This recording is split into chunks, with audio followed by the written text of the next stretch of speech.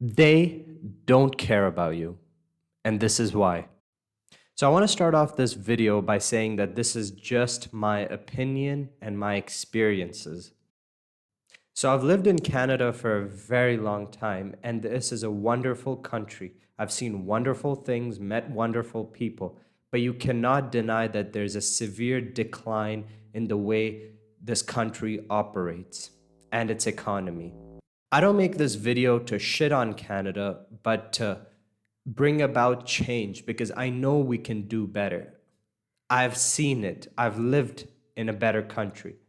If we, the people, don't voice our concerns, then it'll never be heard and we'll be silenced forever. So I figured I should make this video to step up a little bit and play my role as a citizen. Otherwise, nothing will change. At the end of the day, we believe in democracy, right? At the end of the day, please see this video as a discussion and not me making statements. I want to be able to learn new things, share ideas and knowledge, and help improve our country.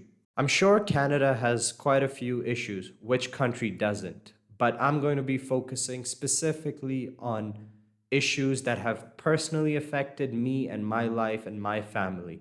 I was originally going to make two-part video, but I realized that there are some complex issues that two videos wouldn't do it justice.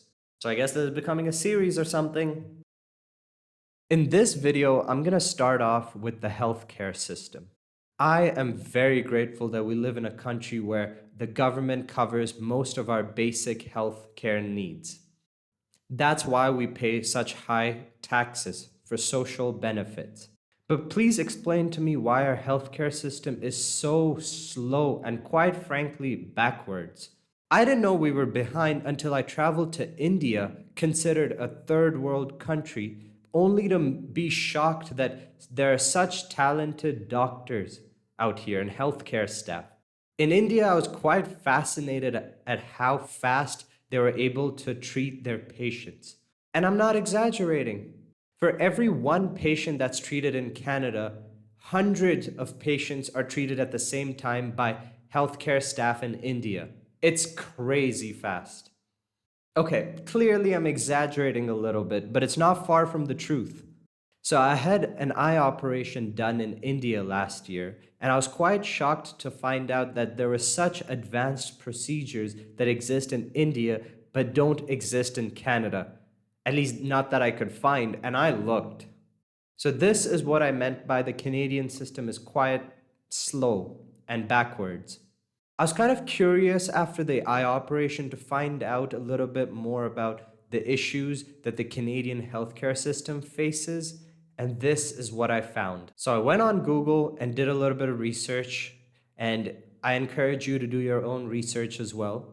So it looks like the top two issues that affect the healthcare system specifically are short staffs and long wait times. I remember going for an x-ray to the hospital when I fractured my arm, and they literally made me wait 3 hours for a 10-minute scan. And the hospital wasn't even filled. There were barely any patients. That's what bothers me. See, both my parents are very qualified doctors with years of experience. When they immigrated here, it was very difficult for them. The Canadian healthcare system would not accept their credentials or their work experience, even though they've had decades of experience. They had to do odd jobs just to make ends meet and pay the bills. And this hurt their pride, I'm sure.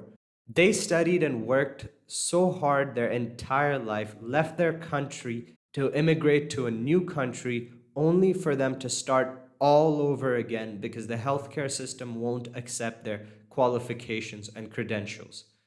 Fuck, it must have hurt their soul.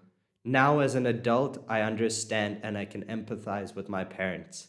Fine, you could make the argument that how they treat their patients back home in India is not to the same standard as what they should treat their Canadian patients. But I know what my parents struggled through.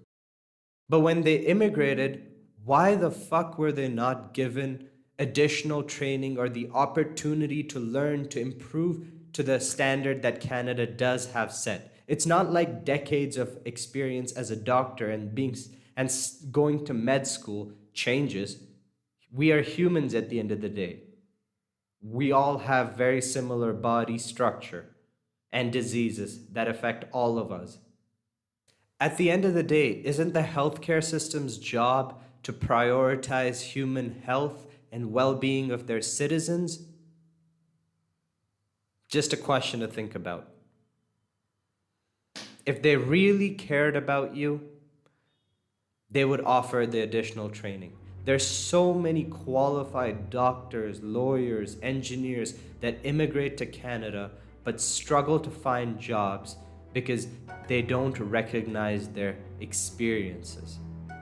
And they have to start all over again.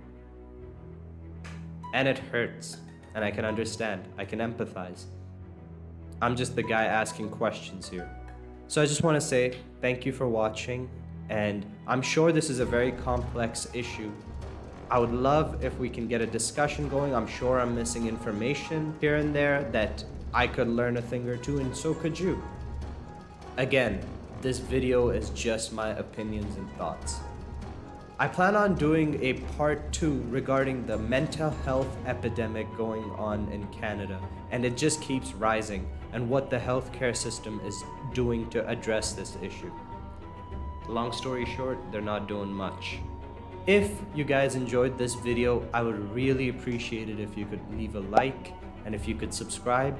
It would really help me as a small YouTuber, as people like you are the reason why I exist on this platform in the first place.